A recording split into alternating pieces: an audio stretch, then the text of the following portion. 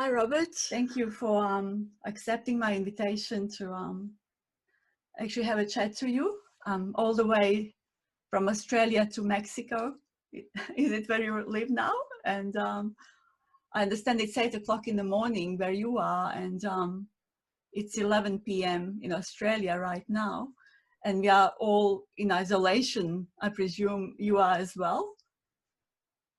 Yes, we are in isolation here, and it's early. It's only 7-something here. Okay. I just jumped out of bed a short time ago and wasn't expecting to be doing this, but here we are. I got your email and clicked on the link, and we're connected across time zones, many of them. Yeah, I want to say thank you for that. Thank you for doing this. I really appreciate it. You know, especially after your illness, you were unwell and you still, you know, said yes to this interview. And I was burning to talk to you for a while. It's just because I heard your message, which was really unique to me. A friend of mine, she sent me a link to one of your interviews. And I mentioned this to you before. You were on a Buddha at the gas pump once, but they were like a little 5-6 minutes interviews. And you said you started with, I would not tell this to anyone. And then in the end you said, but I would not exchange this for anything. And it really struck me. Then I came across your books, and they were really something else. Like, I normally do not read non-duality books, but someone actually borrowed me the 10,000 Things, which is just amazing. I'd recommend this to everyone, actually. It's just straight truth. It's very brutal. To me, I never said this before, but it reminds me a little bit of Nisargadatta, because he was very brutal, which always, you know, struck here because I love honesty. And another one was that Depending on No Thing, that's your latest book. And I really don't know, like, I read them at the same time. I can't really, it's just thank you for doing this, and your photography in the 10,000 Things, it's amazing. So you were like doing photography before you came to recognition of your true nature, isn't it? Well, I had a career as a photographer back in the 70s and 80s. And after I had a kind of awakening, that was followed by an illness that lasted for about a year, a little more. I was really ill. I couldn't work or do anything really. And when I recovered from that and tried to get back into photography, I just found that I didn't fit in that world anymore. It's a very competitive world, and meeting collectors and having to market your work and all of this, it just didn't feel right anymore. I had another calling. Well, I should go back and explain that. While I was very ill, I tried everything to get better. Conventional medicine wasn't helping much, so I consulted a naturopath, a young man, younger than me by probably 15 years. I was in my early 40s at the time. And he was taking my history and looking into my eyes. And I saw this compassion in his eyes, beautiful, deep compassion. And it was almost as if I heard a voice in my own mind saying, this is what you should be doing. Not naturopathy, but compassion. That made a really deep impression on me. And when I recovered from the illness and found that photography just wasn't the same anymore, not the actual work. I still work with cameras, but that world, that competitive world of making it as an artist, I just couldn't do that anymore. So I went back to school and got some degrees in psychology and opened a psychotherapy practice. And I did that for more than 20 years. Now I'm retired from that work. So that's how that occurred. Wow. So you felt after awakening or liberation, so to say, that it just that you wanted to do something more compassionate. So this is when you became a psychotherapist. And did you enjoy doing that? Is this much different to like the way you talk to people now? Do you talk in different way from when you were a psychotherapist? Yes, it's very different. It's very different. What I do now is just speak honestly. I draw no boundaries. I'll just say whatever I think. If someone asks me a question, I will reply with exactly what comes to mind. As a psychotherapist, it's quite different. It's almost like being an actor. In that role, you control your communications in order to help the patient or the client. And there are many things that you might not say because you feel that the person you're working with is not prepared to hear them, or it would have a bad effect on that person. I've left that behind now, and the touchstone of my work is just complete honesty. I mean, I had a kind of awakening. It's confusing to use that word because people imagine all kinds of things. When I say I'm awake, people imagine all kinds of things, and I don't really intend that. They imagine all these kind of spiritual things. And this is not really about spirituality. Being awake is not about spirituality. Spirituality is a theory, a metaphysical theory, that there are spirits apart from, that there's a split between spirit and matter. And I don't see life that way. So when I say I'm awake, what I mean primarily is that I have no feeling of being a doer separate from doing. It's as simple as that. I mean, I'm speaking to you now, but the words are just coming. I have no idea where they're coming from, no idea. Robert Saltzman is not creating these words. I couldn't do that. And that is what I mean by awake. It's just a recognition that you can be without being the controller or the doer. You can just be. It's as simple as that. Nature or this aliveness is expressing itself. I may say something foolish or outrageous. I have done, and or someone might be shocked or dismayed by what I say, but it's not really my fault because I'm not censoring myself. I'm just letting it happen. And when we just let life happen and get into that flow, there's a tremendous sense of relaxation and vitality that the ordinary personality just can never achieve, no matter what it tries. You won't get there. And yet for me, it's just natural. I wake up in the morning, here I am, and we go on from there without any real intention, any outside intention. I don't know if I'm making that clear. See, I'm just responding. Yes, it's very clear actually. You actually said in the 10,000 things you said, people ask me what to do, but I don't know what I'm gonna do.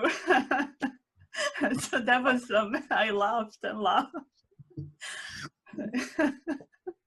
Well, that's really true. I have no idea what I'll do next. And see, that's people are afraid of that, being out of control, because to be candid, people have all kinds of impulses that they think they have to control. I mean, when I say I don't know what I'm doing and I'll just do the next thing, well, what does that mean? Some weird sexual thing, or you'll eat too much, or whatever it is? No, it's not like that. It's not like that.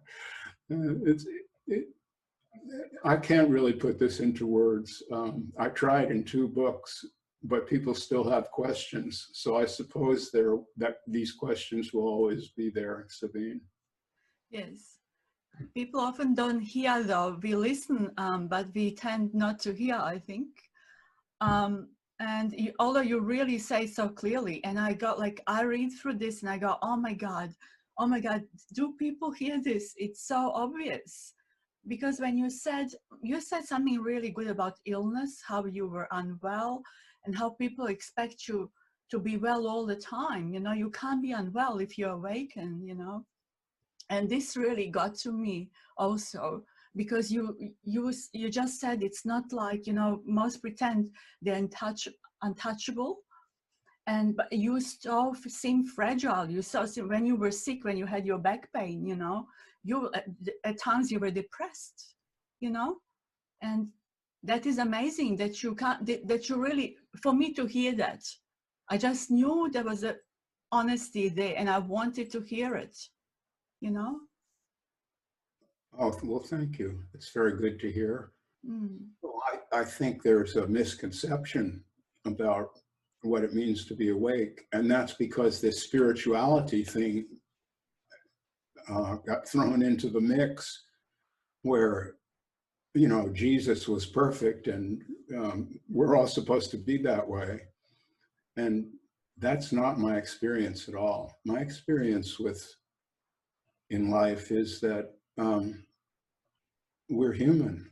We're human beings, and we feel all kinds of things.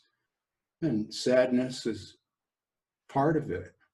I mean, there's one of the things that I really dislike about a certain kind of spiritual teacher is they sit there grinning and telling you how wonderful it is to be awake.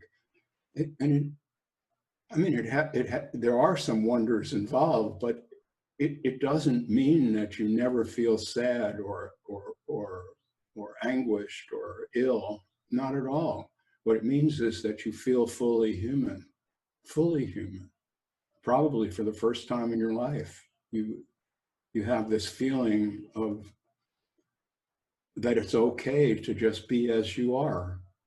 I mean, if I have a message at all, I'm not sure if I do or not, but if I have one, I think it was Ramana Maharshi who said, what you are, you already are. And I love that. I think what he meant by that is you don't have to strive to achieve some other state. Just be in the state you're in, and that will be it. And that's how I feel about all of this. Be yourself. You can't avoid it anyway. So as long as you keep trying to be something better than you are now, you're not here now. You're in this dream of what it will be like when you finally attain the great awakening or something. But the great awakening is here now. It's not in the future after you have learned more or you've changed your life around so that you deserve to be awake. I mean, you deserve it now. It's here now. And it's not a special thing that's only for a few geniuses. It's not like that. Everyone has the possibility of being right here in the present. Everyone. And I'm trying to express that. That's what I do in my writing and my stuff on Facebook. And fortunately, a lot of people have picked up on it. I'm really gratified by that. It's not my intention to be a teacher. I don't consider myself a teacher. I'm just sharing my own experience as honestly as possible. But it feels really great to hear from so many people that the words I've written or spoken have inspired them to be more present and to accept themselves as they are instead of trying to improve that. So I think that's the essence of it. Just be what you are. and try that out with all the things you don't like about yourself, whatever they are. Maybe you need to lose weight. Maybe you're having these weird fantasies and wish you didn't. Maybe you have anxiety, or you feel sad, or you smoke too much, or whatever it is. Just allow yourself for once in your life, I'm saying, to just be that way and just relax, and then see how you feel then.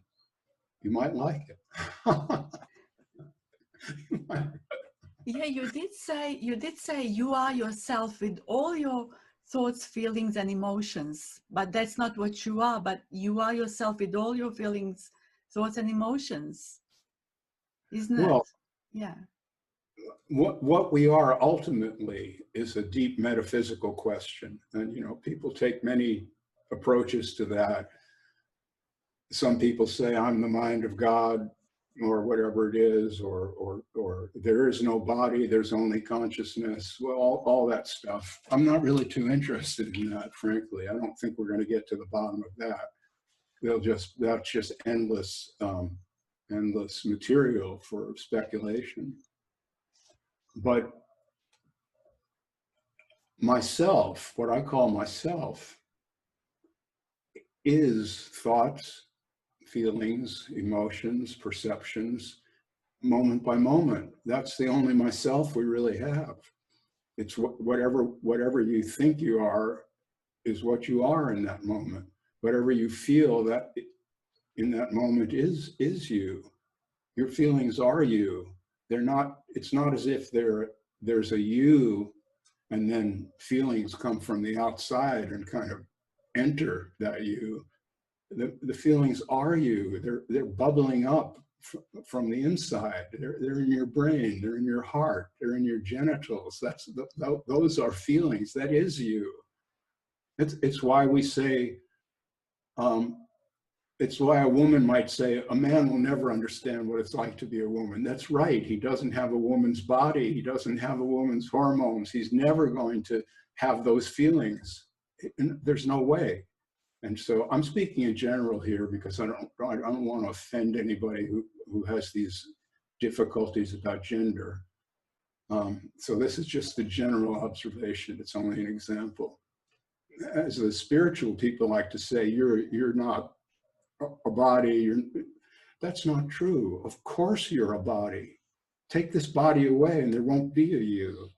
And you see that this is why I say I'm not a spiritual teacher. I'm not. I can't teach anybody to understand this if what they want to do is not exist. If somebody really is determined to say I don't really exist, there's no such thing as Robert. It's only, I don't know what they would say. I can't talk anyone out of that. So what I'm getting at here is my experience is not that I'm not a human being or an animal. I'm fully human, a fully human animal. That's what it means to be awake. You realize the condition you're in, which is you were born. You see, there's another one. I was never born and I will never die.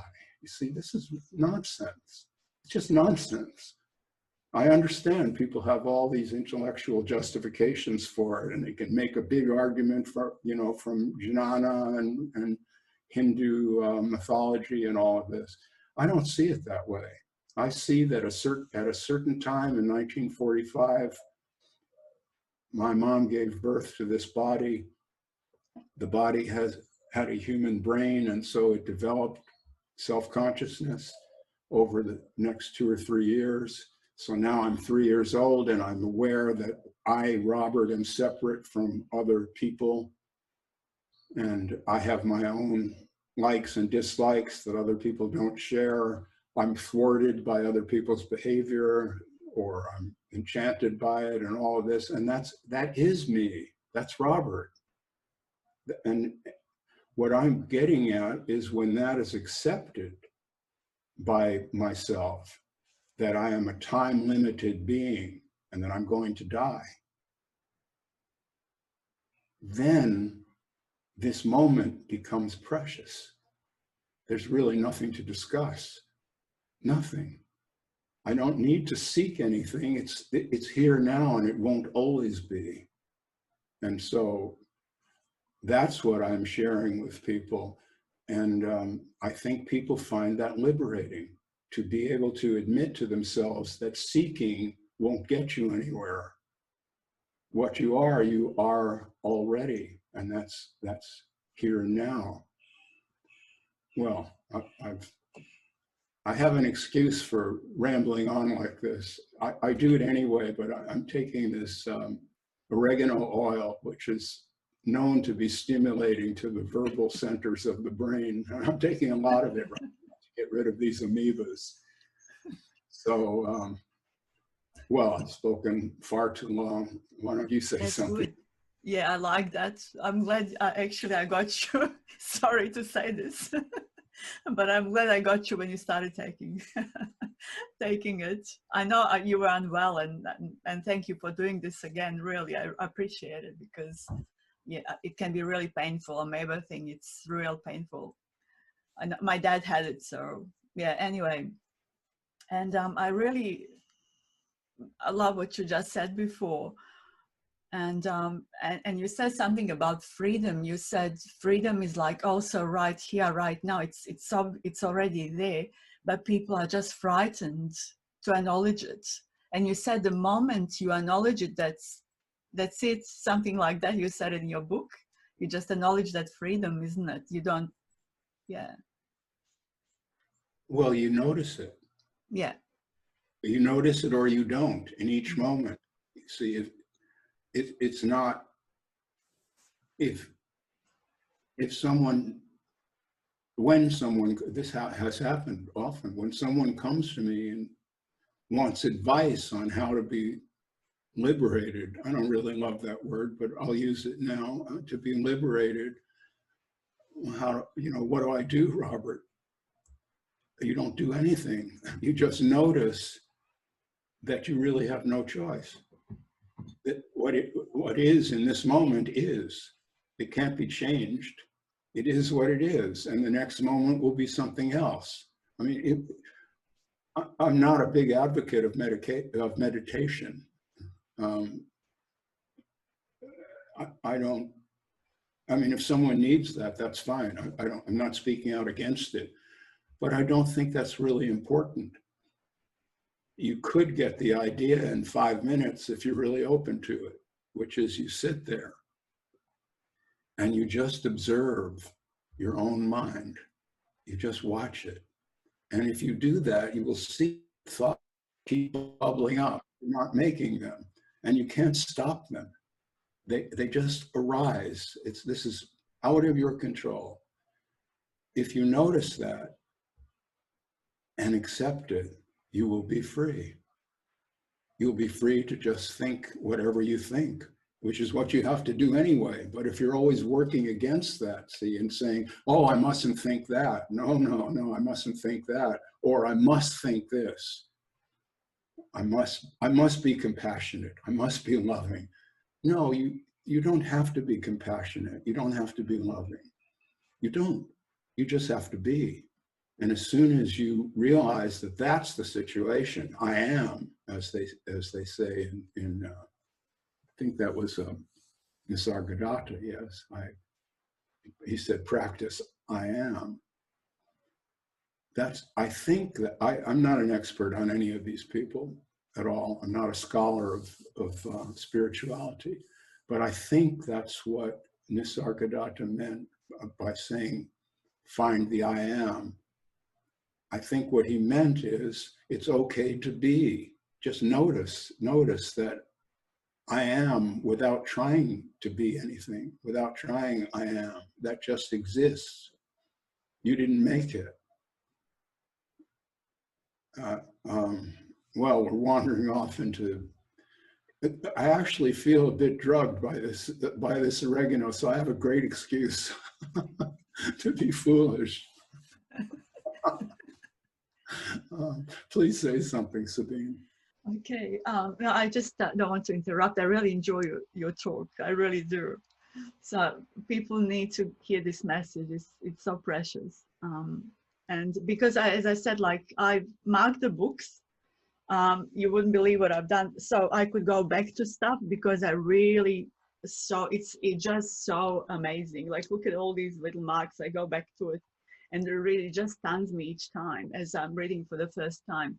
Only I am that did it to me, you know, to me.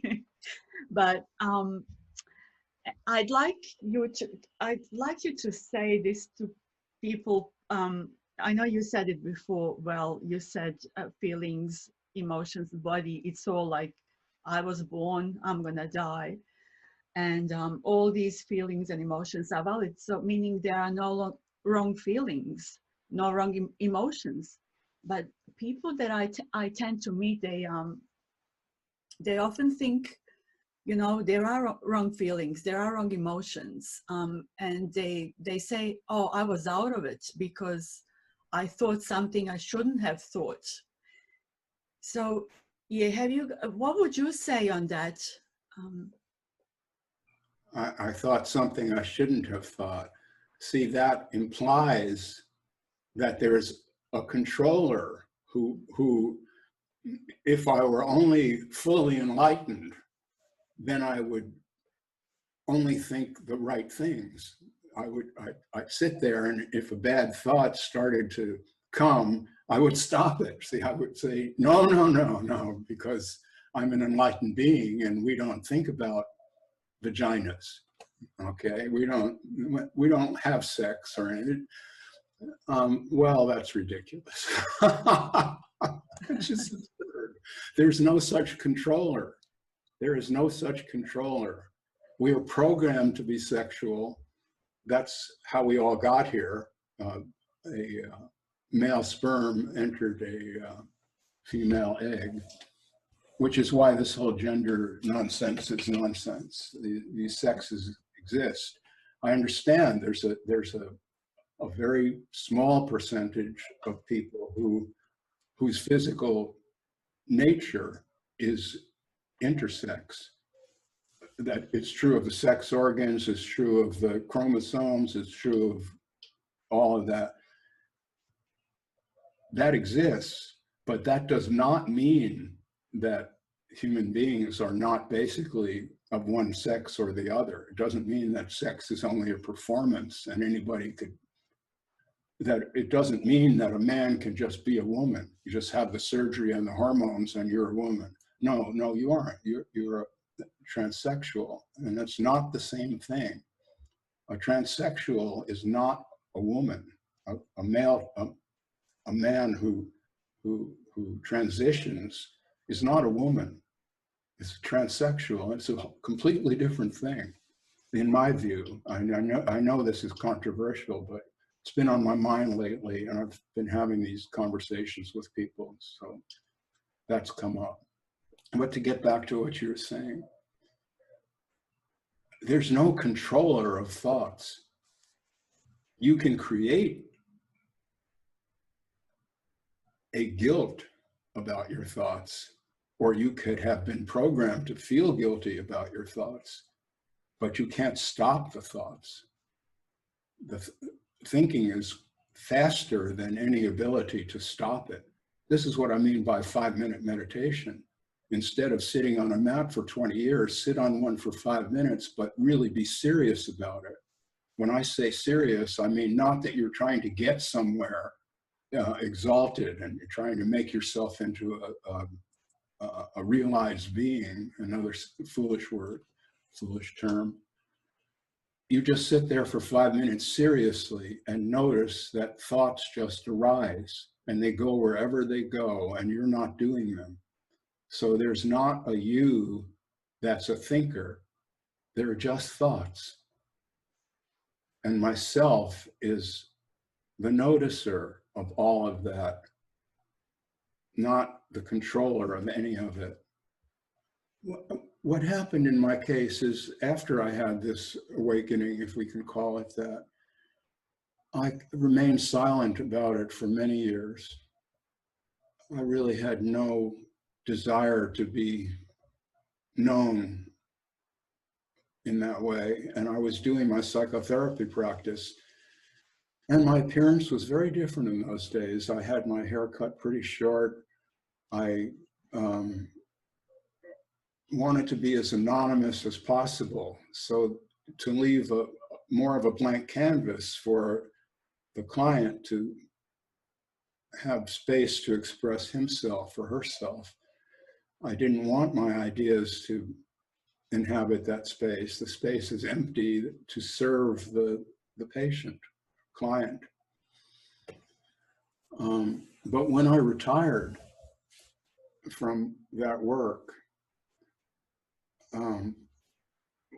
well, what happened is I had a really dear friend here in Todos Santos, Robert Hall, who was an ex-psychiatrist and a renowned Buddhist teacher. He'd been the staff psychologist at the Spirit Rock Meditation Center in California, and he was a rather well-known guy, and he was doing Buddhist teaching here in Todos Santos. I'd been here for about 7 or 8 years. I had never spoken a word about this to anyone. Well, he arrived, and we just recognized each other right away. It was pretty sudden, and we became friends. And we started meeting once a week to have lunch together to discuss these matters explicitly. We weren't just going to socialize. We were going to talk about Buddhism, what does it mean to be awake, and all of these matters. So one day we were talking and I made some remark. And he said to me, you know, Robert, you really should be teaching.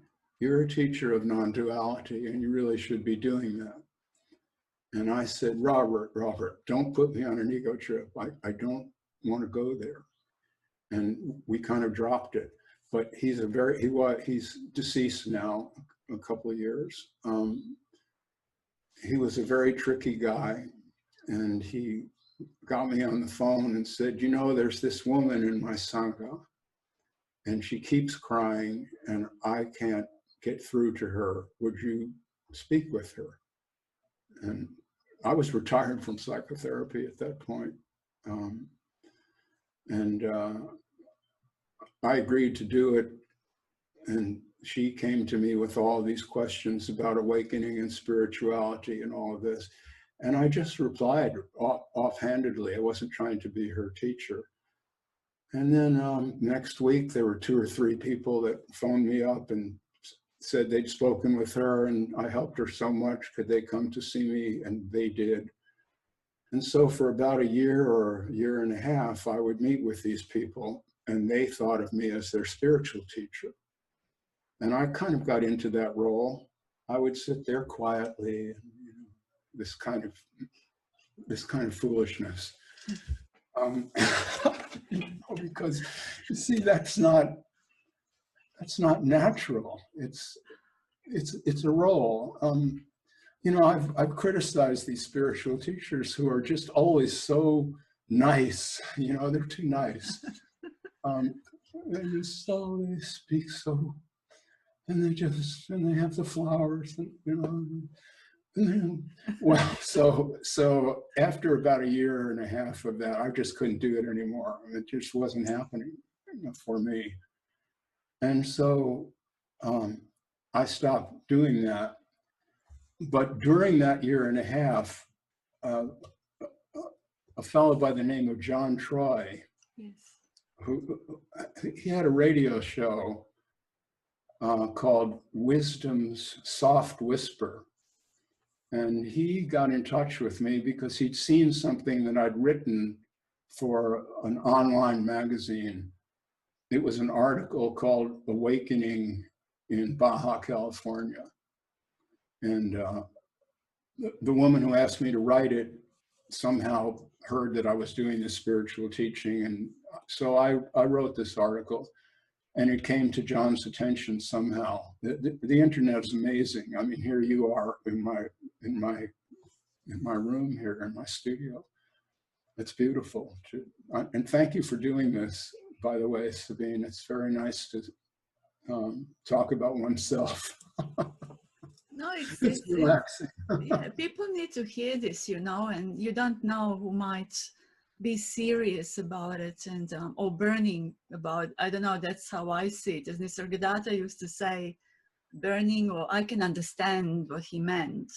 There is sort of almost like a burning desire, and then listening happens, hearing happens somehow. Like I think because all life really beats us, as it's done to you. Similar happened here also. Like there was lots of suffering and unstoppable. It was like make it or break it, you know. And I was never interested into this. And similar, this is another thing that attracted me to you, because like to your message, because you said you were never into spirituality much, or you know, you not into meditation. Like I never used to. I actually disliked it. The word spirituality for me, it was just another religion in a way. I don't know. I was like, I never liked religions much. So, but then, you know, I've heard you saying also that I read it in your books that you were silent like for 20 years, as you said, and then you started speaking after Robert Hall told you about, like, suggested, and I think he was right. Because we don't have many UGs around, we don't have many Nisargadattas around, and at this time and age, I find people are very defensive. They take things personally, and then they'll need to look into themselves. If I get defensive, is it the messenger or is it me? You know, like my teacher used to be cruel with me, but at times. But I waited to go out and laugh, you know, because I did not care. This is when I think sincerity is, but I at the same time, they can't do anything about it, I presume, as you said before.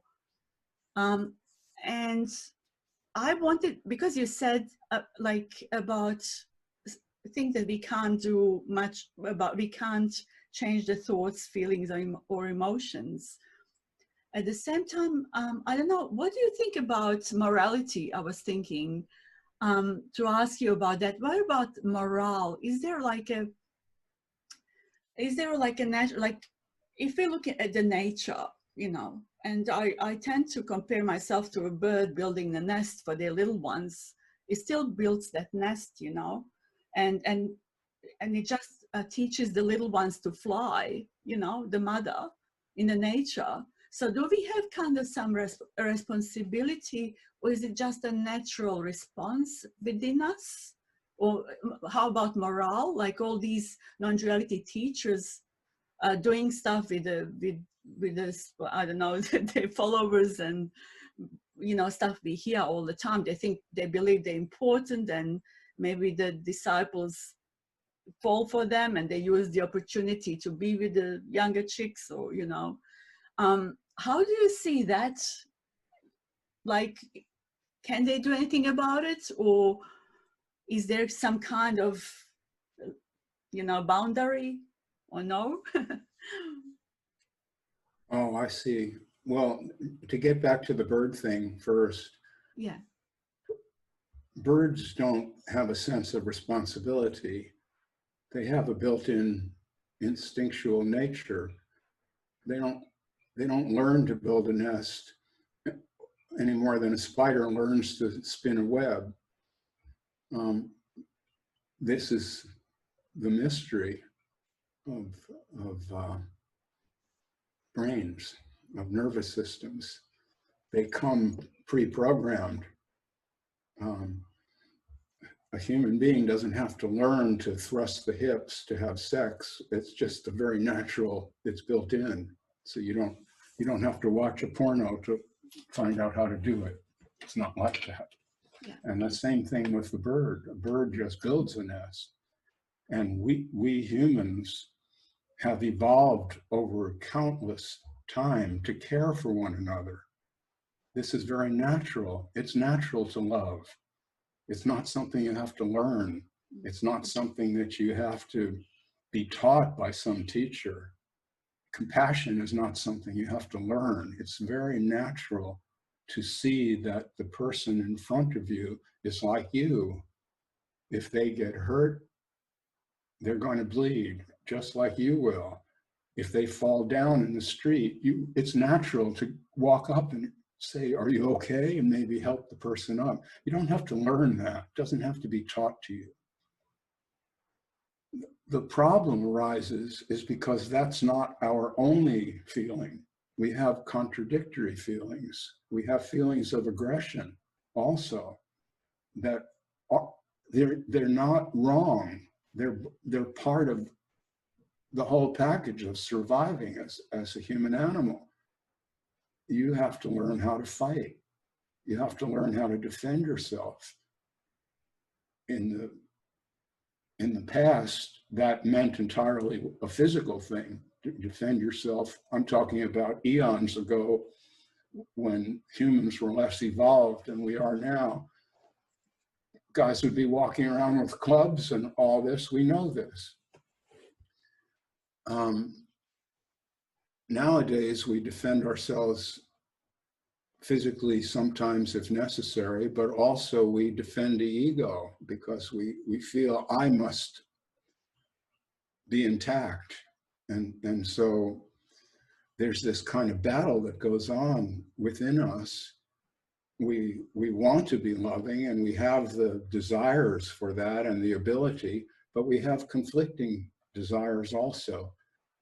And morality is a rule book for managing that. It's like there are laws about you must drive on the, I guess in your country, it's you drive on the left side of the road. Am I right there, Australia? Yes, Yeah. definitely. We walk and drive on the left side, and we So think when, we're right. so when some idiot American goes to the airport in Sydney and rents a car, for the first half hour, you don't want to be anywhere near that guy until he figures it out, right? So that's morality. Those are the rules of the road, see, and that's important for some people.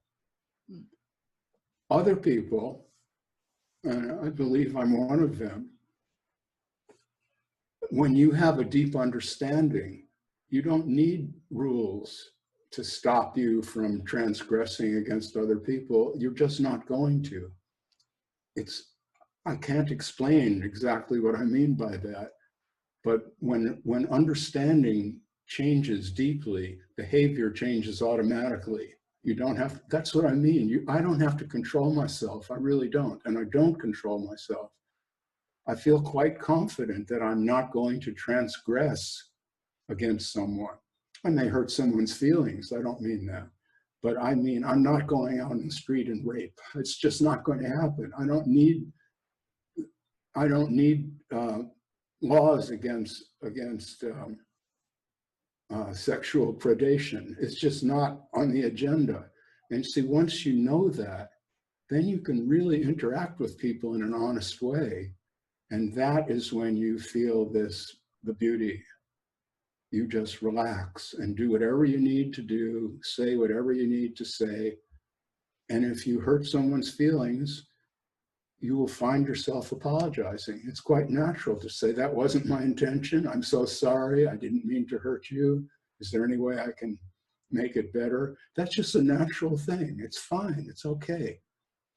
Yeah. So I forgot what I'm getting at here.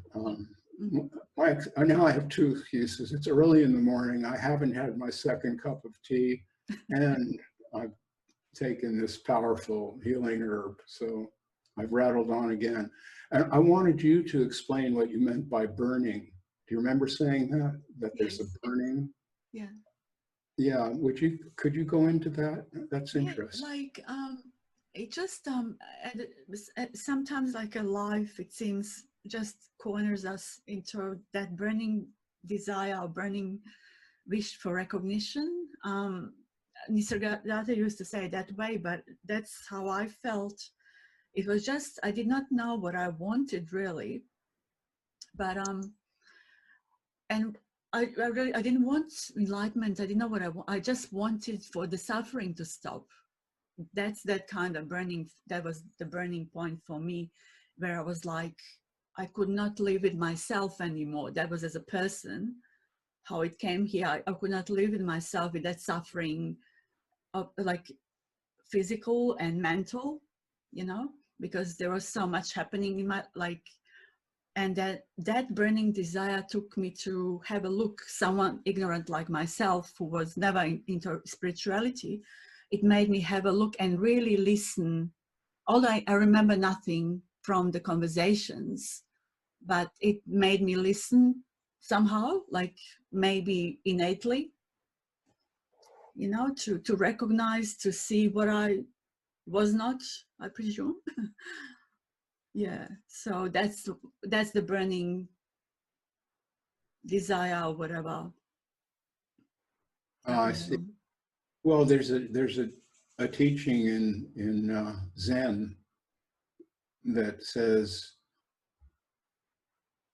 imagine that you have a red hot iron ball in your mouth. When your desire to awaken is as strong as your desire to spit that out, you will awaken.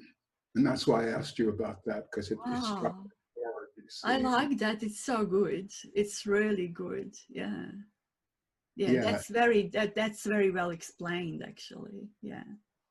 Yeah, see, that's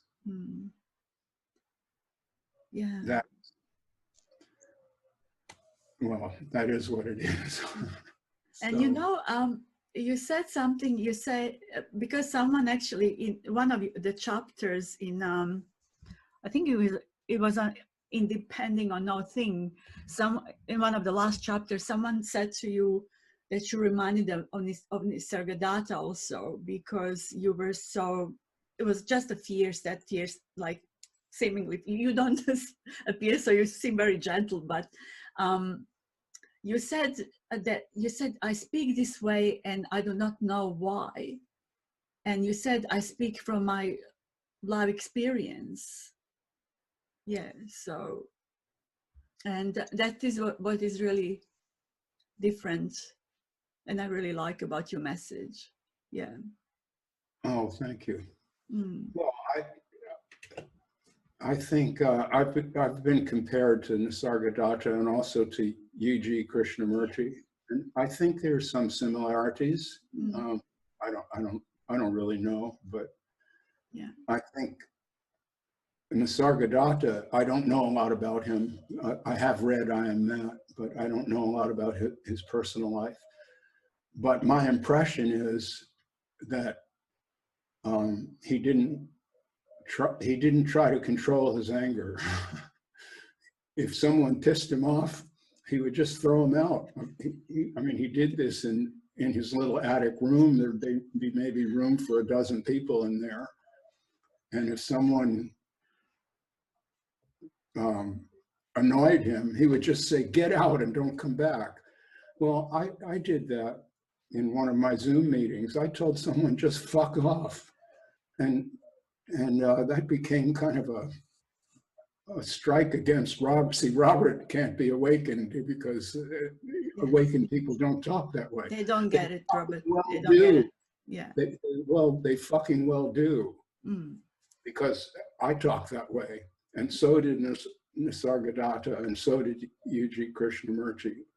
I don't suffer fools gladly. If you are foolish, but you're willing to be foolish, I'll suffer that for a long time. But what happened in that meeting is this guy showed up intending to instruct me. It was like one of these Old West scenes where like Robert's the old gunfighter and now this guy's going to come in and make his bones by killing Robert. That I could see it happening from the moment he started to speak. I know you can. I go on for a couple of minutes. Yeah. And then I realized I'm not going to waste my time with this. There's a lot of people here who want to participate in the Zoom meeting. And finally I said to him, you came here to teach me? Well, I don't want to hear that. And he went on and on. He got weepy and everything. And I just said, well, fuck off, just leave. And that actually was a great moment, although I now have some detractors who put, what they did is they took a 10-second clip of me just telling the guy to fuck off, and they put it on Facebook, and that's supposed to be proof that Robert is a phony. They didn't put any of the context. And oh yeah, so Nisargadatta was like that, I understand. I did see a video of him being angry, and I liked it. I couldn't understand. Yeah, a language that I don't understand, so I didn't know what he was saying. Yeah. But he was strutting around the room, waving his finger, and I could really. He could see. Perhaps I presume he knew who wasn't Ernest. He used to call it Ernest. And same as you recognize someone who came to bully you. I'll just give you an example. Sorry to interrupt you here, but because I was in a meeting, Zoom meeting, just listening, observing a couple of weeks ago of one of the famous teachers.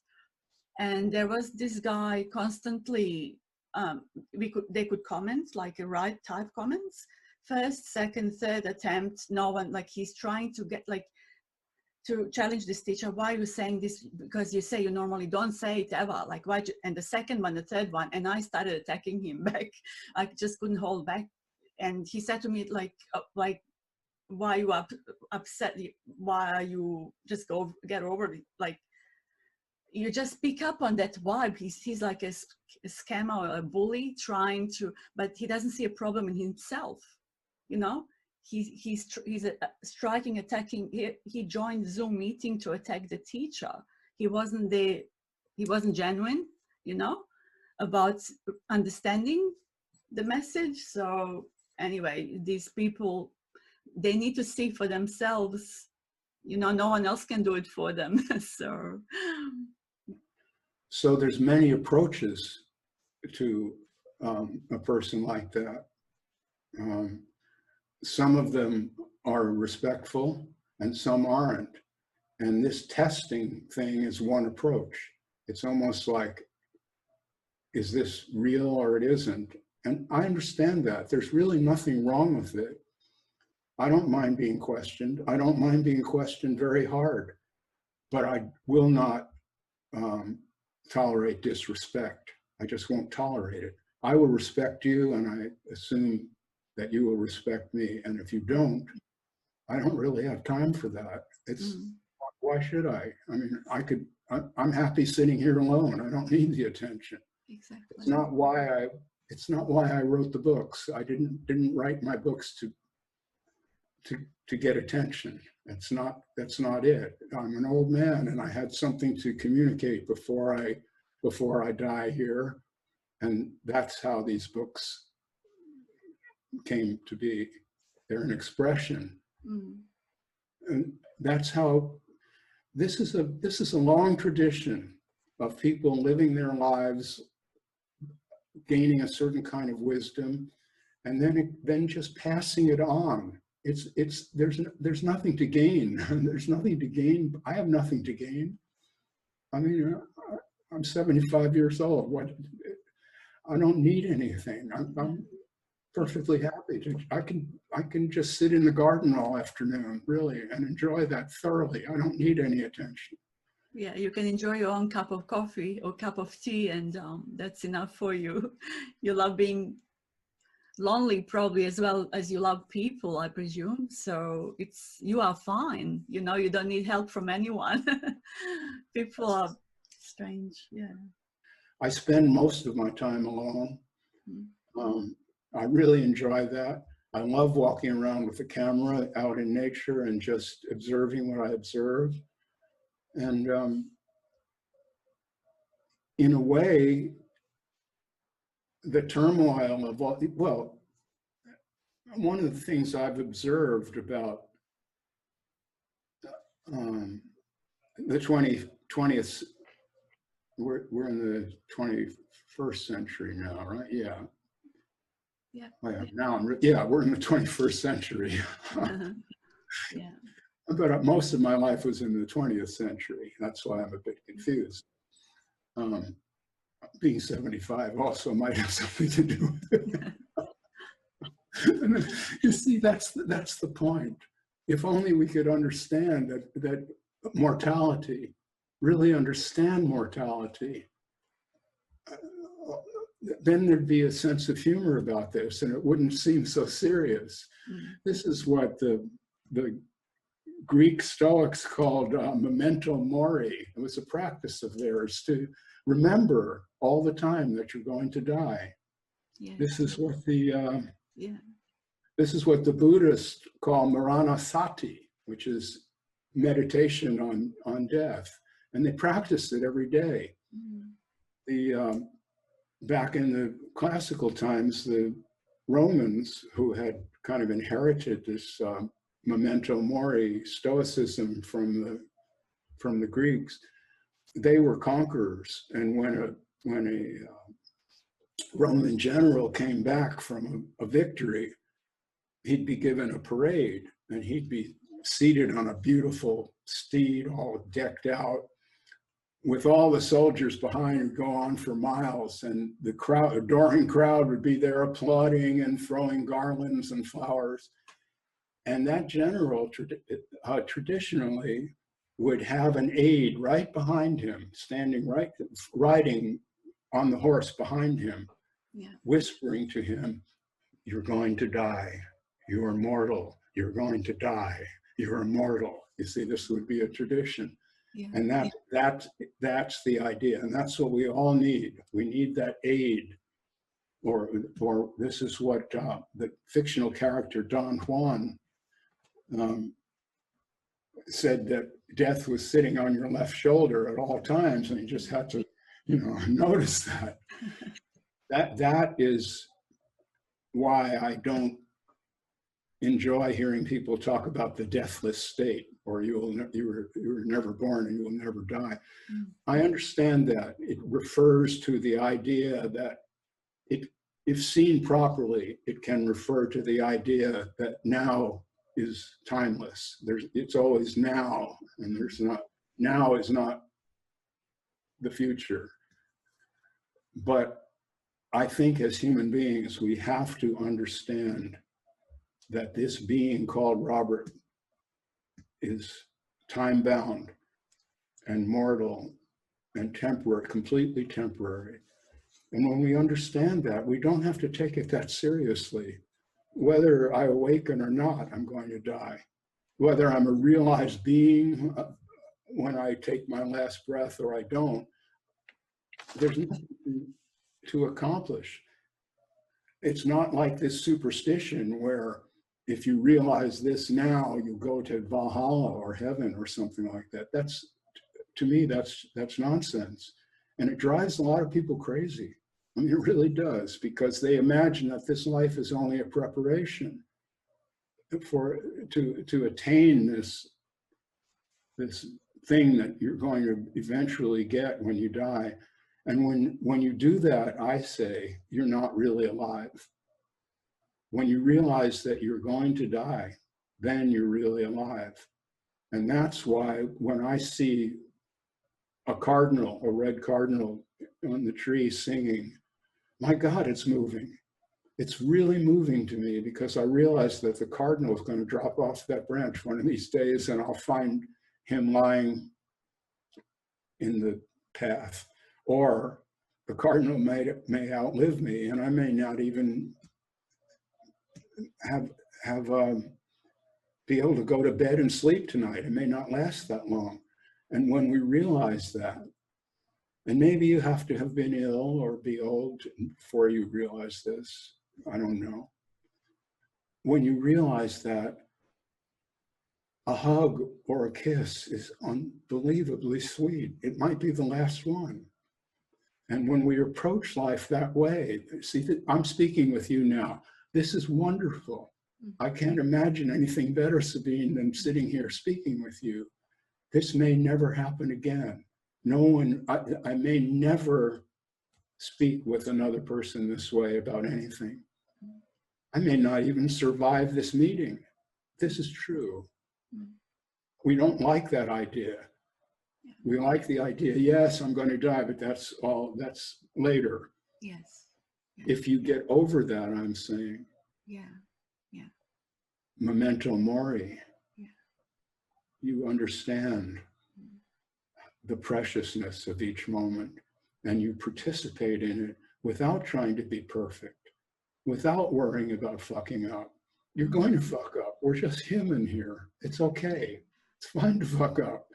So when you know you're gonna die, basically when you remind yourself, then you live this moment fully. As you said, you just enjoy what isness, what's in this moment, and yeah, to the max. So yeah. Yes. Yeah. You just enjoy it for what it is. Yeah. I love it. It's really good. Yeah. Well, I'm really happy that you read my books and like them. That's really good. And I like what your friend of yours, John Troy, I saw him, I watched Gatherings, of course. That's something else that's really, I'd recommend to anyone to watch it. It's on your YouTube channel. And lovely people, great questions, great talk by you, by John. I saw him for the first time and I was at first like, who is John? Because you were announcing John Troy, like, who is John Troy? I just don't want anyone else to talk. I just wanted to hear you, you know. And then when he started talking, he was unbelievably clear. And he said something about you. He called you Toto from the Wizard of Oz. And this was spot on, you know. I love that. It's so true. Because you exposed behind the curtain. So what was behind the curtain? Yeah. Well, yeah, I had started that story before. John Troy got me on his radio show called Wisdom's Soft Whisper. And we just had a great time. I'd never heard of him. He didn't know anything about me. We talked for about an hour on the radio. And subsequently, a couple of years later, he told me that was the best interview he'd ever done. And he'd done hundreds of them with spiritual teachers, some famous ones. John has known all these famous, not all, but many of the famous teachers. Yeah. So he said that's the best interview that I ever had. But that was later. After the radio show, he asked me if I was on Facebook. And I said, no, I don't really know anything about it. I've heard about it. And he said, well, you have to get on there. So I got on Facebook. And he had a Facebook group called Conversations with Avant-Garde Sages.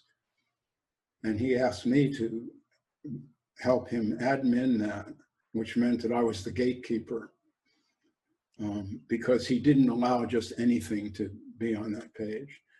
Well, as soon as I got there, I was just flabbergasted at what these so-called sages were like.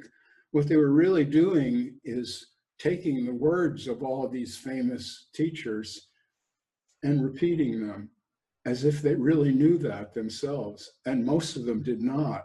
So I got into it with a lot of these people and I said, speak for yourself. I don't want to hear another quotation. And it became pretty vigorous. That's when I got started on this. That was about 10 years ago. And after a while, I couldn't stand that anymore. So I started my own Facebook group that was called Awaken to True Nature, and did that for a couple of years. That group's still going, but someone else is running it now.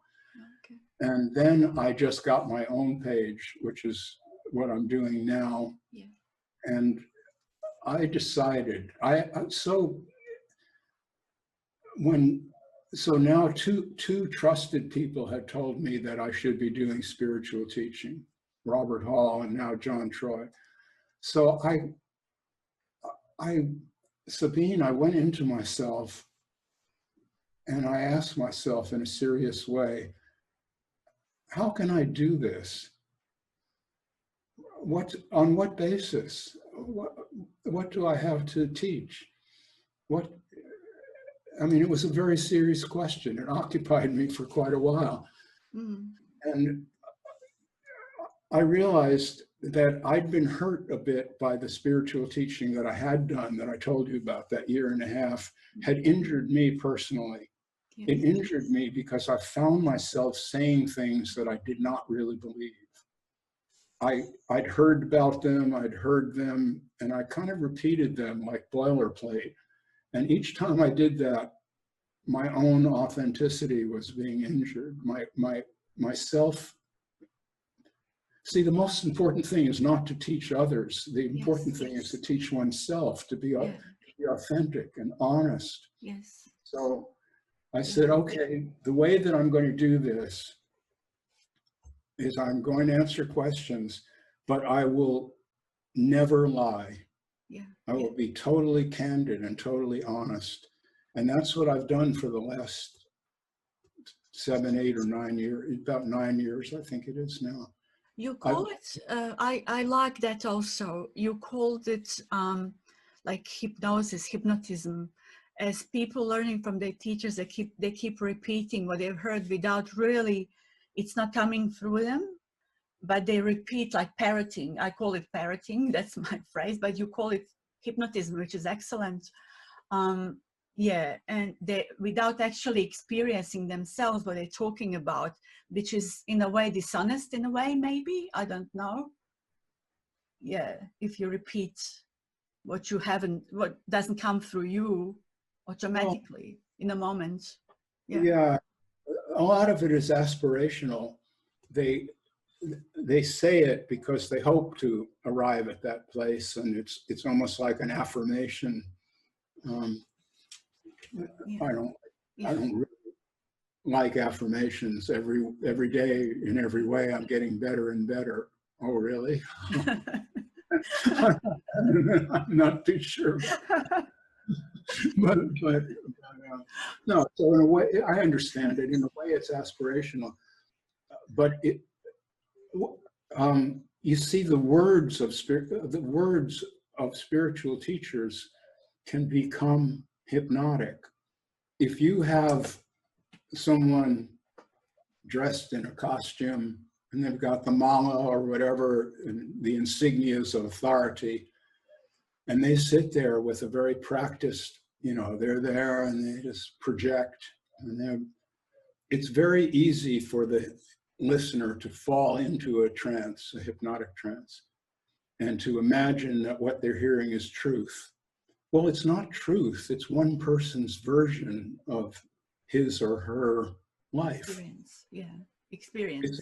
There's no truth in that sense. The capital T truth does not exist for us human beings. We have no access to the secrets of the universe, after all. We don't. No matter what the Hindus may believe, they don't have it figured out. They never have. They have their religious traditions and they call that truth. So that's one aspect. But the other thing is, many of the parrots, as you call them, which is a great word, what they're parroting is a misunderstanding. I mean, the teacher may really know something worth knowing about. The student hears it, but misunderstands it. I really think this is what happened with Papaji. John Troy knew him personally, visited him and all that. And so John told me a lot about him. And he was a totally ordinary cat. John stayed at his house. He would watch soccer matches on TV and put his feet up on the table. He wasn't some kind of god. Well, he had all these people from the States came over there. This was after Rajneesh died. They needed something else, so Papaji was the flavor of the month. They went over there and hung out with him. And they misunderstood. They asked him if they were awake, and he said, "Sure you are." And he meant that in the same way that I mean it. Yes, you're awake now. You just have to notice it. But they took it as if it, but they hadn't really understood him. But they took it as some kind of imprimatur. Yes. That meant they were now ready to teach. So they went back to California. That's where the money is, after all. And they opened these practices of sitting on a stage with flowers and everything, and just going on with this bullshit. Yeah. And did you see, sorry, did you see that actually Papaji, he criticized them for doing so? He said they had to wait for 10 or 12 years. They, like, two of them went out back to West and started teaching, and Papaji criticized them. Actually, I've got a video, I put it up on my Facebook a couple of times. Actually, he did not, he wasn't very impressed by that. Yeah. Yeah, so that was vanity, and also driven by money. And that's a very potent combination. When vanity and money, when you can satisfy your vanity and get paid for it, like you're a Hollywood star or a rock idol or something, that is pretty hard to resist. Mm-hmm. And that's what, so these teachers were corrupted right off the bat, mm-hmm. and their work is corrupt. And I've criticized that. And that gets people upset because they think that, I'm not going to mention any names now. Yes. Yeah. Joan Tollefson, who's a good friend of mine, she told me, "Robert, your message is great, but stop mentioning them by name because it puts people off."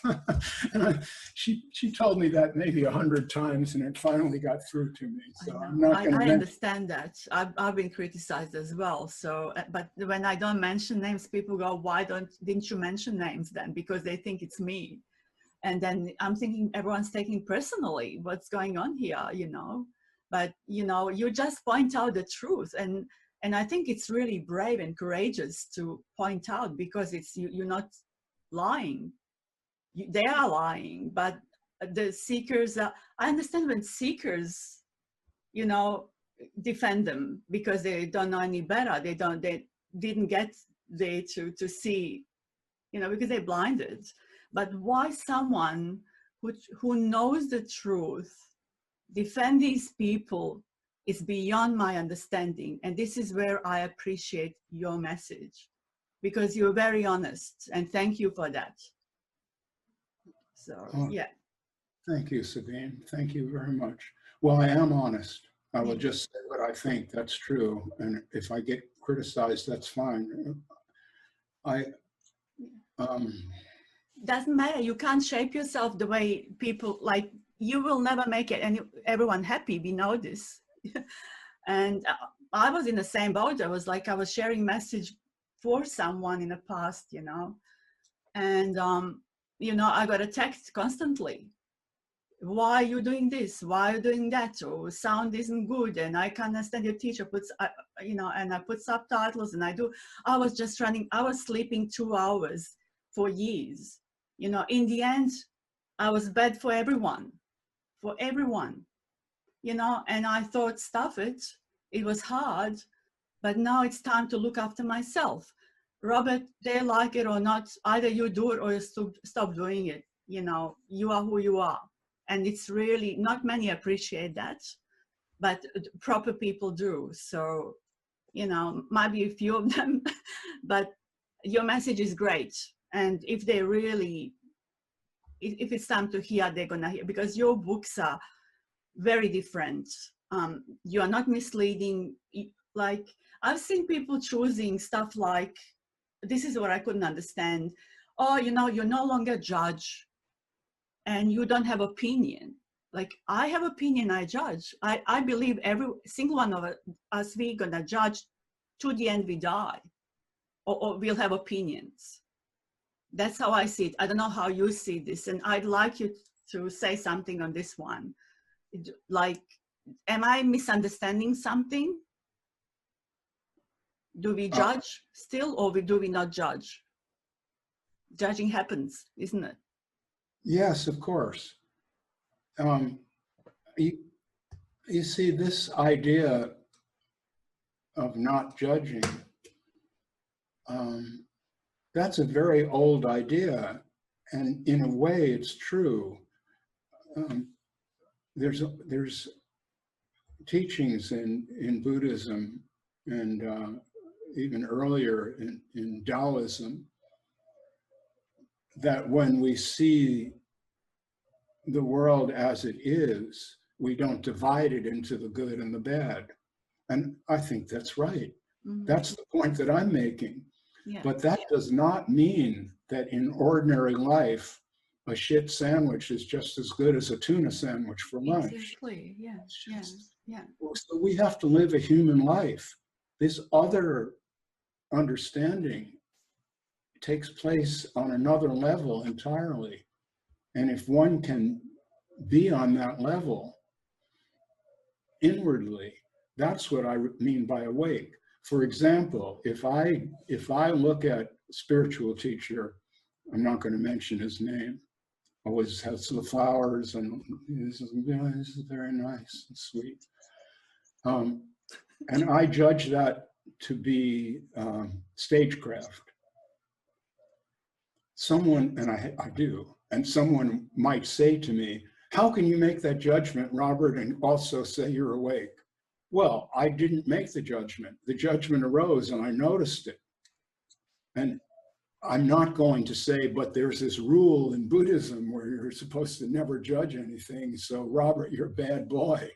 You see, it doesn't work that way. It's self-acceptance. It's radical self-acceptance where is the freedom place.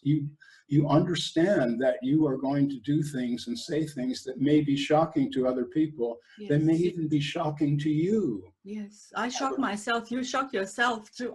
You shock yourself what comes out of your mouth. You said in a book. That's right. And so I think if you want to be free, you also have to be prepared to apologize. Yes. And to say, well, I got that wrong. I had this opinion about so-and-so, but now, and I have done. Yes. There's spiritual teachers I've criticized because I didn't know all about them. And later when I learned more, it was easier to swallow what they were like. And then I've said, I said so-and-so was not the real deal, and now I'm not so sure. See, that's an apology. Yeah. And that's fine. It's okay. We don't have to be consistent. It's okay. That comes from Leaves of Grass. I have there's many rooms in my mansion, or I forget now how he put that, but I encompass multitudes. I'm not quoting precisely, but that's the idea. Myself is a pastiche. It's made up of countless influences, and any one of those can come out of your mouth. That's okay. It's just natural. It's normal. Yeah. And the idea is we don't have to transcend what we are. We have to live it out.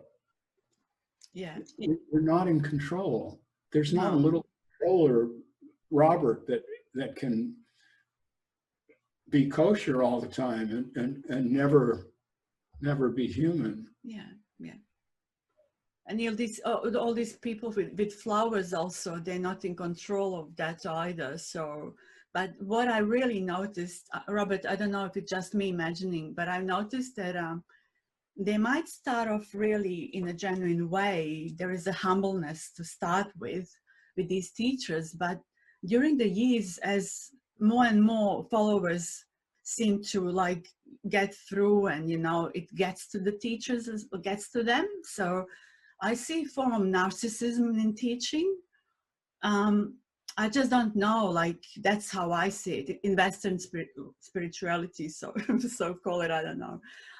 It gets to them, it's very obvious, and I don't know, so.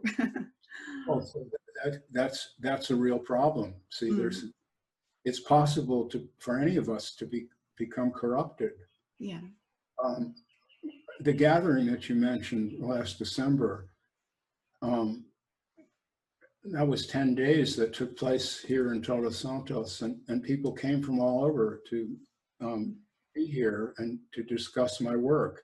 And of course, it was very flattering. And I was the main speaker, and I sat there, and people wanted to do everything for me. I couldn't even get my own cup of coffee. If I made a motion to stand up, someone would go running to the coffee machine and carry it out to me. And, you know, well, that could become very seductive, and you might want to keep doing that and have people like that around you all the time to buy you dinner and bring you coffee and pretty girls sitting in the front row and all that. Yeah, I noticed that too. I was like really hot chicks, like really good looking girls and smart girls, you know?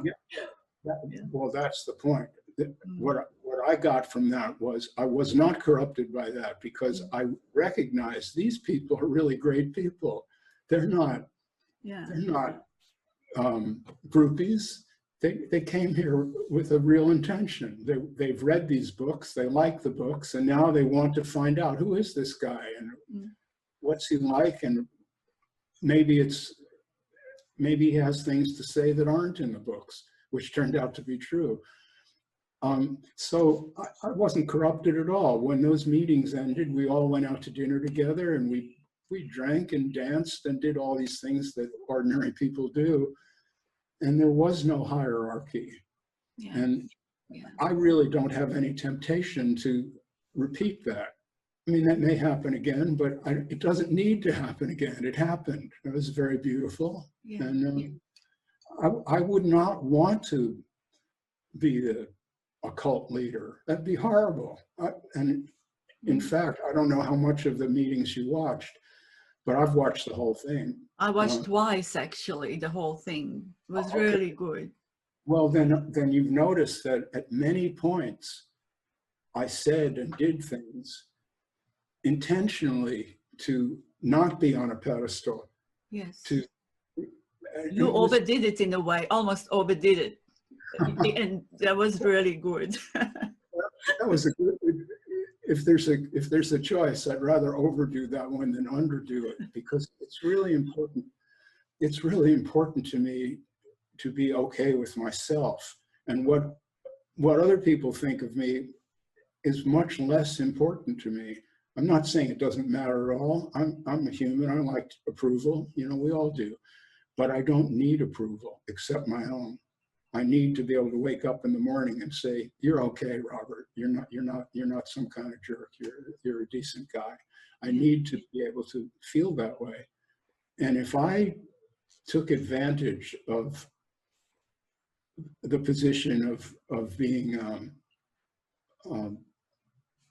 an author of a couple of popular books, if I used that to my advantage, I would not feel good about myself at all. That's not the point. The point of the books is for people to read them, get what they get, and have a nice life, not become a disciple of Robert. I don't need any disciples, and I don't want any. Yeah. And that is the essence, because I think it was Jiddu Krishnamurti pointed this out when he resigned from the I forget the name of it now. He was the head of this world society, and he resigned the presidency of it. Yeah. Gave a speech. I've heard that kind of work, explaining why he was doing that. Yeah. And well, I've lost the thread on that now, but the same thing with him. He was saying, I don't want to be in this position. I don't want to be the one. Yes. That's how I feel. I'm an ordinary person. I'm not some genius of spirituality that can give you the now you're awake. That's not it. I can clarify certain matters. Yeah. And that's it. Yeah. I can clarify them. I have no wake-up magic for anybody. Yeah. Don't you find the more you relax, I mean, because it's relaxing kind of, they're just noticing, obviously, and relaxing and in a way, and that the things come unexpected. What needs to come comes in that moment unexpectedly. Like, and there is kind of like a wonder in a way, like everything comes to you in a way, spontaneously. Is it Yeah, how you feel, or? I wrote about that in the introduction to Depending on Nothing, that Mm. it's just amazing to me what's happened in the last few years. It wasn't my intention. I had no desire for any of this to happen. I wasn't aiming at it. I wasn't looking for it. And yet somehow here I'm living in this little dusty town in an outside region of Mexico. And now I've come to world recognition all over the place. I get letters from everywhere. Yeah. People have read my books, are everywhere. People are really reading them and liking them. Yeah. And I'm just sitting here. I've actually done nothing. Yes. I have no organization. I have no publicist. I have nothing. It's just astounding to me that a few good ideas could have so much power. It's just wonderful. I wasn't expecting it. I never thought these books would be very popular. I wrote them because I needed to write them. Mm-hmm. Robert Hall was the first reader of the 10,000 Things. Okay. And he read it and he said, "Oh, Robert, this is an amazing book. This is destined to become a spiritual classic like Krishnamurti or Alan Watts." And I didn't believe him. Mm. I said, Robert loves me. I thought he's really likes me. So and I told him that. I said, I don't really think that's on the agenda, Robert. These are interesting books, but it's not Alan Watts. It's not Jiddu Krishnamurti. And he turned out to be right. Yes. I've done nothing to promote these books Mm. except talk a bit about them, but there's no advertising for the books. There's no publisher going to conferences and touting the books. None of that. It's just straight up. And so to me, that's astounding. Yes. And I have no idea what's next. Yeah. No. Yeah. But I'll tell you, I'm very sure that I will not be corrupted by it. I'm really sure. And that is what I mean by freedom. Mm. I just don't have I have no desire to gain anything. And that's what I mean by memento mori. See, I'm like one of these generals, except I don't have the aid. I just have my own aid, and it whisper in my ear constantly, "You're going to die, Robert. Mm. You're going to die. Mm. There's nothing to gain. Mm. And when you die, it'll be like the water's closed over you, and that's it. And if these books are still around and people are reading them, great, but that's not going to do anything for me at all." You've done your job, Robert. You've done a good job. So yeah, good job, Robert. Bye-bye. Bye-bye. Water all sinking all over. And yeah, just to say also thank you to Julian Noyce for giving me your email address kindly. I said, can you give me Robert's email address? And I presume that they've done both of your books, isn't it?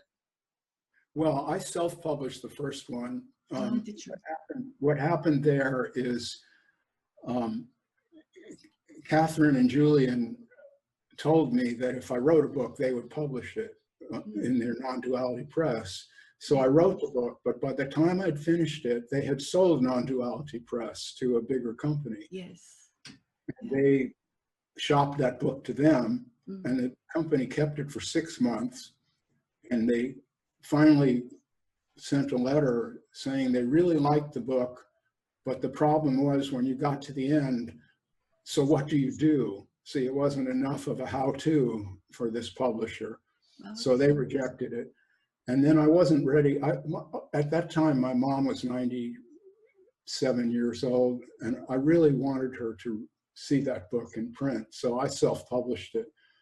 And then later, Julian and Catherine started a new venture, a new press, which is called New Sarum Press. New Sarum, yeah.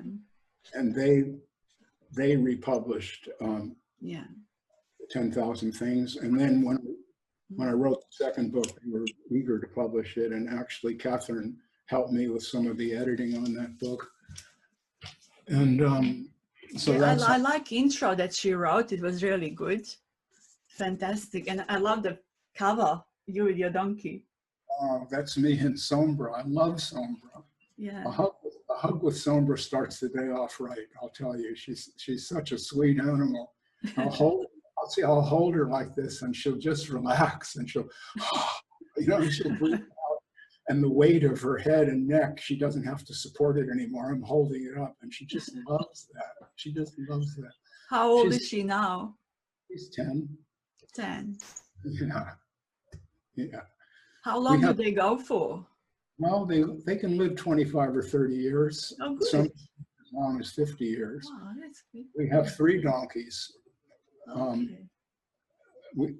We got another donkey, Lola, first. A friend brought her down from the mountains to be with us. And we didn't know this, but she apparently was pregnant at the time, or else some macho donkey jumped the fence and got at her. We don't know, but she was alone, and we didn't know much about donkeys, Catania and I. So we'd heard that donkeys don't really like to live alone. So we got another donkey, that's Sombra. And then after we'd had Sombra for a few months, Lola gave birth, and her daughter, Nina, is the 3rd donkey. So the 3 of them live here together. They're like a little herd of donkeys. Okay. And they're just, we're running a little farm here. We grow mangoes here. And what we did was fence off all the mango area so that the donkeys can run wild on the rest of the property. And they do. They have a great time here. They can just browse for food on their own. They can find their own food a lot. We supplement it. We give them a cup of corn in the morning, but that's it. The rest of the time, they just feed themselves. Okay. So they're not lots of work for you, like? They do no work at all. Totally spoiled. Too spoiled. They're just pets. They're like the cats that Catania's got here. They're just pets. The cats get fed every morning. They don't have to do anything. That's good. It's a great gig if you can get it. What a life, gee. Right? Yeah. Going back to one more thing, you mentioned something really different about oneness. I don't know, to start with, like, I could never personally grasp this oneness. And although there was a sense of being familiar with, I would see someone and I would know them, but at the same time, I felt I wasn't, when someone said to me something on Facebook, you are one with such and such, because I disliked something, they said, but you are one with that. I kind of, again, that feeling wasn't right. Like, I was like, no, I'm still, yes, there could be one space in a way, but we're all individual, unique beings. What did you say about oneness? You expressed it so well. You wouldn't say it's oneness, but it's uniqueness, or you did say something in the book. I can't recall it very well. Well, I don't really remember that. But oneness is one of those terms that is understood differently by different people. And so it's really hard to clarify it. If the idea is that there's no division between one person and another, that's nonsense. But if I say it's nonsense. I've now offended a number of people, and the ones who weren't offended might also say Roberts just doesn't get it. Yeah. Doesn't get non-duality. I get that a lot. If you only understood what non-duality was, Robert, you wouldn't talk that way. Well, I get that's possible. I mean, I could be a total idiot for all I know, and people are just being kind to me. Poor old Robert, but don't tell him, You need to be non-duality industry, Robert. It's an industry. Robert, he's a couple of sandwiches short of a picnic, but we won't tell him, No, there is a sense of oneness. I think we feel that we feel connected. Yeah. That I mentioned, seeing a bird on a tree before.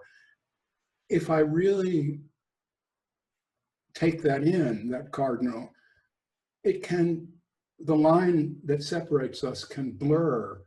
And so I understand that we're all an expression of this aliveness, and in that sense, we're all in the same boat. So that's a kind of a oneness. But when that's carried out theoretically to extremes, such as no person really exists, this is a classic example of how that oneness thing can be misunderstood. I say misunderstood, although they'll tell me I don't understand it. So we have to be careful about oneness and not make a God out of it. The idea is not to merge with the universe or something. There's no, you can't do that. Life will prove to you that it's not true. Things will occur that will show you your separation and your humanness, your animalness will show you that you're a separate animal, that you, as I say, you're going to die, and you die alone. And the people who watch you die, if you're fortunate enough to have anyone around, I hope I do, looking at me with love and compassion, that would be ideal. Most of us don't get that, especially nowadays. My friend David Zuckerman died a few days ago from COVID-19. Oh, wow. And how old was he? He was in his 60s. Very vital man, a wonderful guitar player, a beautiful cat that a lot of people liked very much, and had a wife and children and grandchildren that loved him. Yeah. But he died alone because, he's in the hospital and no one could go in there. Wow. That's very sad, really sad. Yeah. Well, so we die alone, and where's the oneness in that? Well, there isn't any.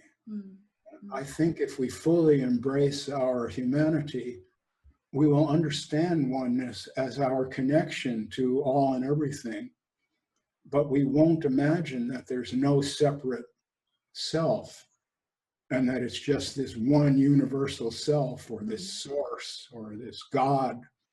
Yeah. Well, I don't want to get on a rant, but I think the God idea is where this oneness thing comes from. Yeah. And it, I believe that the idea of God is not a healthy idea for humans. It's theoretical. Nobody really knows what that is or if it exists at all. So it's just an idea. And when that idea takes hold, it can be comforting to people. I understand that. And if someone believes that Jesus is going to welcome them into heaven, okay, I'm not going to quarrel with that. It may even be true, although it seems unlikely. But the God idea is a good one to dispense with, I say, if you want to be awake. And just admit to yourself that you really don't know anything about any of this. You don't know what any of this is, where it came from. You don't know if someone is in charge of it or not. You don't know if it's one or many. You don't even know if there's any spiritual side to it at all. This entire manifestation could be just physics and chemistry. It really could. I know people hate that idea, but it's not an idea to be hated. It's an idea to be considered, I say. This oneness idea leads to some really strange thinking. I just watched a video yesterday of a friend of a man called Tim. I think it's Tim Fake. I don't know. I never heard of him, but apparently he's an author of 35 books and a famous person. Yeah. I just don't follow this world. Yeah. And he was discussing this with well-known spiritual teacher, again, I won't mention. And the idea that this spiritual teacher has is that brains don't really exist. They don't exist because they're only objects in consciousness. And you see, that's a claim. And the claim there is that consciousness is primary. And what we see as the world is just an illusion. It just, well, I don't actually believe that consciousness is primary. It may be, it's possible, I don't know. Yeah. But that doesn't seem like a really workable idea, given what we know now. I'm sure it was good 1,000 years ago and maybe even 150 years ago. But given what we know now about the brain, it seems very likely to me that the being of this world, this whole universe, existed first.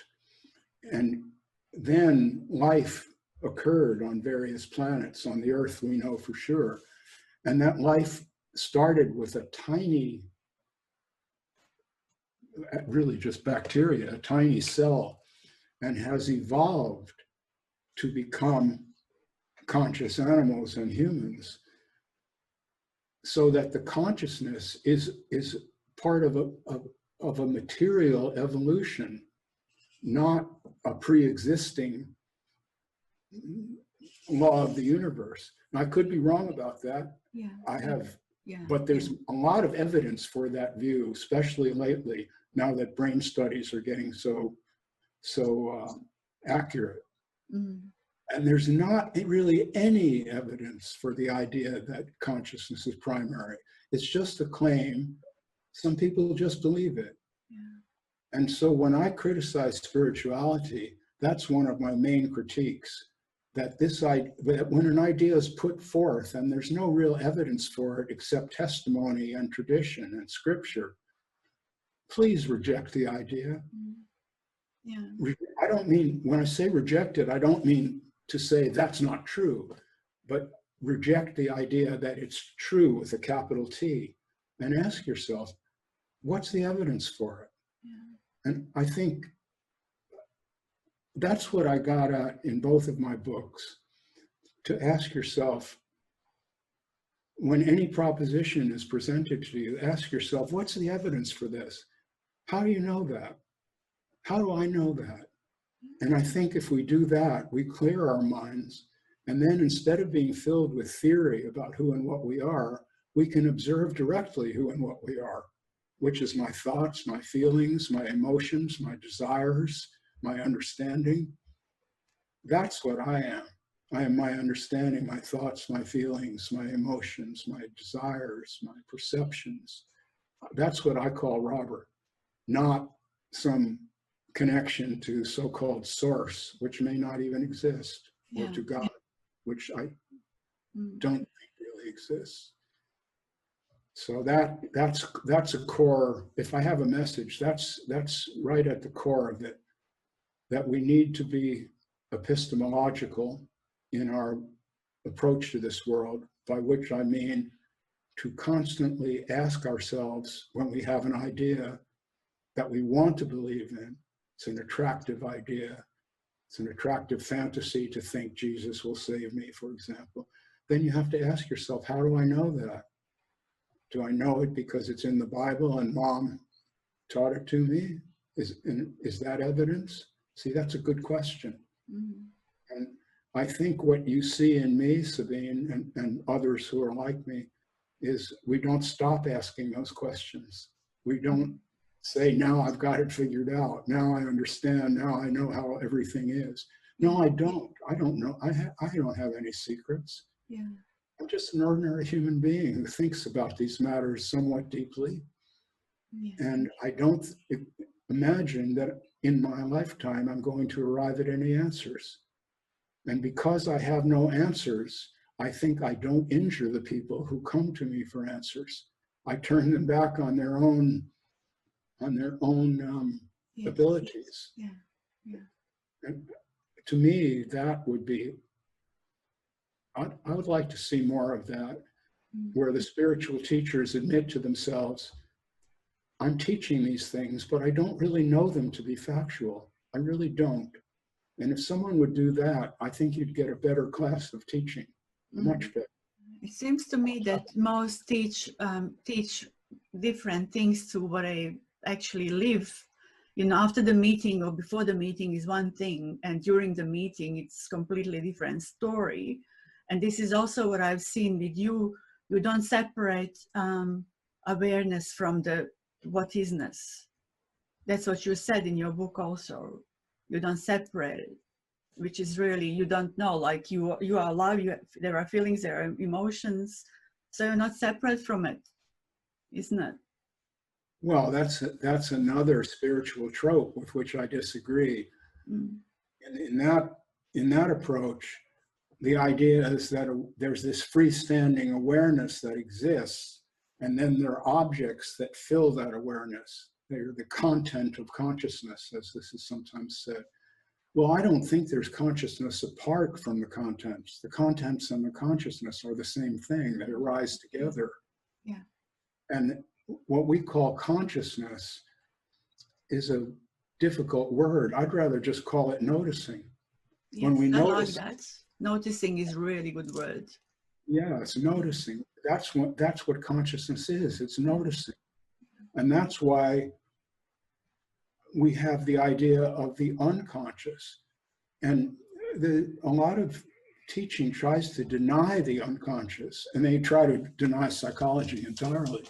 But it's clear to me that there is an unconscious. And for example, my bones are living organisms unto themselves. They have a living core, and that core is sending out signals all the time that go to the brain, they're perceived in the brain. Well, I am not conscious of those signals. I will be if I fell down and broke my back, and then I was conscious of my bones and the signals they were sending, because it was horrible pain. But normally, these signals are being sent from all the organs in the body. The liver is conversing with the brain. The bowels are conversing with the brain. The bones are, the skin, all of this. We're not conscious of that, but that's there. That's unconscious. There are also unconscious desires and thoughts and feelings, which is what emerges in psychoanalysis. We just know this. It's clear. We can become conscious of our dreams, but not all of them. Many dreams occur and they're unnoticed, but they're still there. They took place in the brain. They made changes while they were happening. So they become part of myself. See, that's a much more organic and honest way, I say, honest, I think it's honest, of regarding myself, not as this freestanding awareness, that's this oneness that's connected to the whole universe, and now it gets filled with little fantasies, such as an oak tree or a cup of coffee. See, in that way, this doesn't really exist. Just consciousness. See? Well, if I drop the cup and it breaks, then I won't have it tomorrow. So I think it exists now, and I hope it's my favorite cup. I've already broken one just like it. And so this is the last one of these.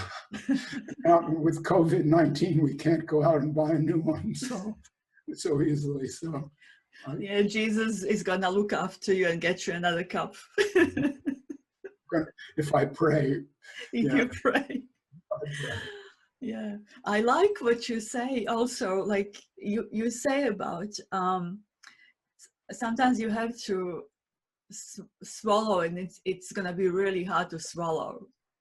It's so good. Oh, that's a quote from my mentor, Walter Chappell. Let me bow to him. Walter came into my life when I was in my 30s and late 30s.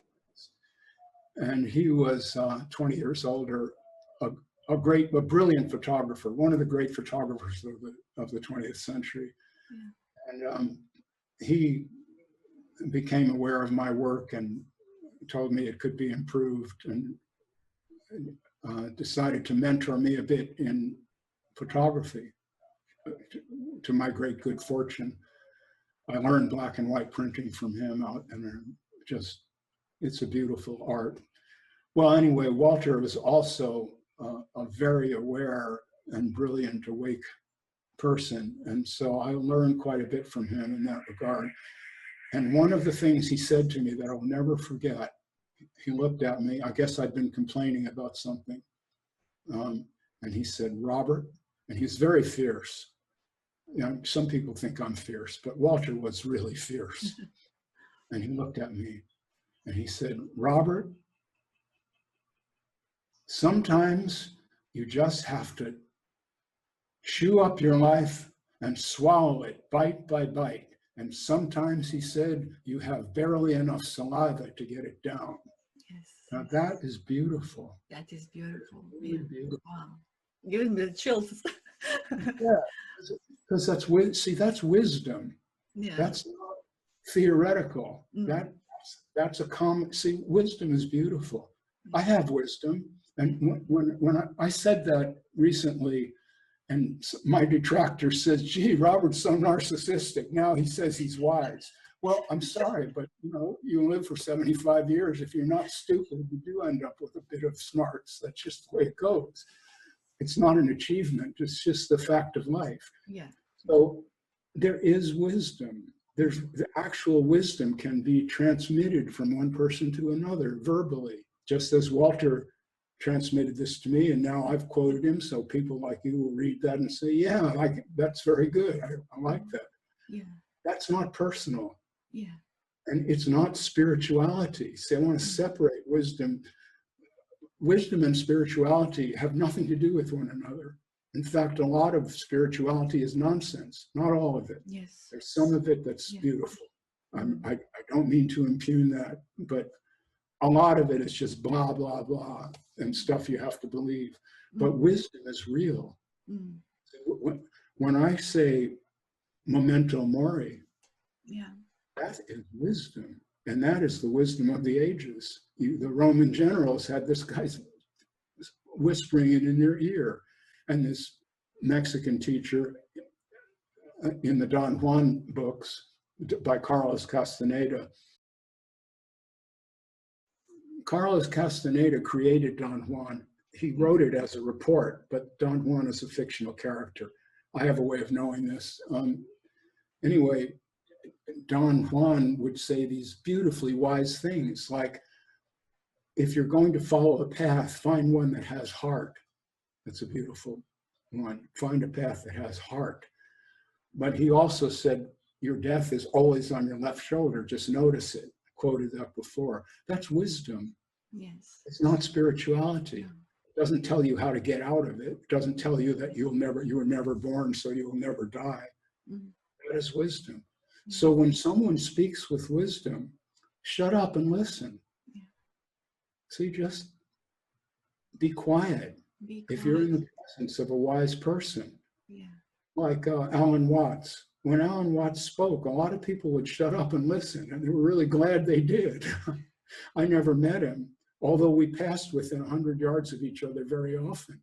That's another crazy story, but I lived in Sausalito, California at the time on a houseboat, and he had a houseboat too, and it was only 100 yards away from where I lived.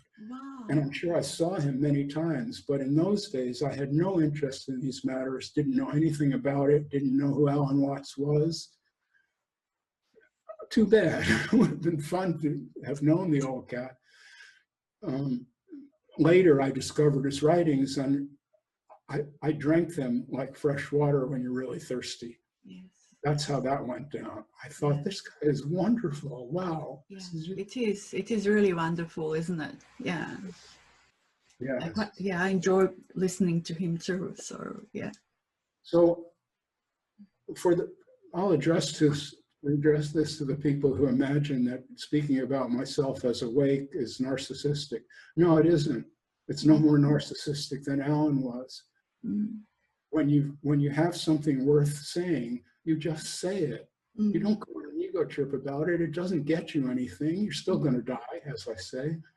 But you also don't pretend to be completely ignorant. I mean, you have learned something. And Alan did the same thing that I'm doing. He he cited his sources. He said, this is what the Chinese Buddhists said about this, and this is what the Hindus thought about this, and I'm doing the same thing.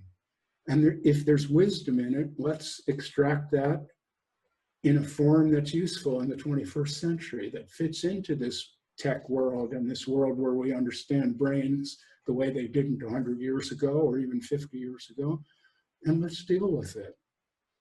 If I have some way of expressing that helps someone to deal with it, beautiful. It makes me really happy. But that doesn't make me this great person. It's just another voice. There's wisdom voices all over the place. If you tune in, you can hear them. There's Tim Frankie I heard yesterday. Yeah. This wonderful wisdom. I'd advise someone to pick up on this cat. Very good, very lovely. Yes. So, do you know who that is, Tim Frankie? I've seen a meeting. It was him and Richard Sylvester, who I spoke to. I really like, and another guy. 3 of them talking. It was really good meeting. 2 hours or two parts. It was really good. Maybe Conscious TV or something. It was really good. Everyone was really good, I think. So yeah. Well, a couple of people suggested that I try to have a meeting with him. I'm all for it. He was a really intelligent. Oh yeah, he's great. Yeah, I watched a couple of times too, the meeting. I really liked it. Yeah. Yeah. Well, so you and I are having this meeting, and it's really great. You're a very good listener, because I've gone on and on. I've spoken a lot. No, people need to hear this. They need to hear you, Robert. So yeah, your message is so clear and honest, and yeah. And I know they know more, and more and more people hear about your books, and I can see because they look forward for this interview as well, some of them. And I just said something tonight because I knew it was going to happen, so I just wrote something quickly, and people are looking forward to it, I think. So yeah, and thank you so much again, for doing this. Thank you for showing my books. Yeah, I do recommend them. So really do. If I love them, they must be good because I'm very picky.